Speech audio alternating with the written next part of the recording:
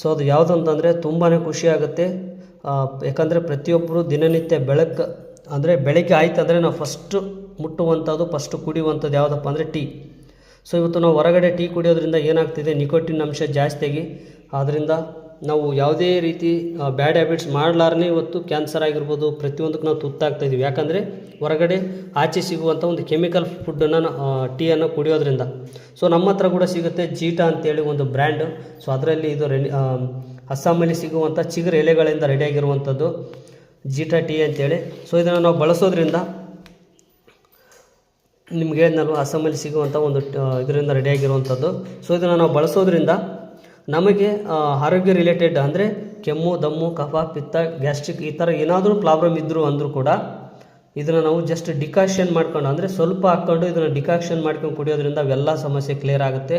So ಆ ಥರ problem ಇಲ್ಲ ಅಂದರೂ ಕೂಡ ನಾವು ಇದನ್ನು ನಾರ್ಮಲಾಗಿ ಹಾಲು ಹಾಕ್ಕೊಂಡು ಕೂಡ ಕುಡಿಬೋದು. ಅದ್ಭುತವಾಗಿ ಕೆಲಸ ಮಾಡುತ್ತೆ. ಇದು ಜಸ್ಟ್ ನಿಮಗೆ 130 ಅಥವಾ 140 ರೂಪಾಯಿದಲ್ಲಿ ಸಿಗುತ್ತೆ.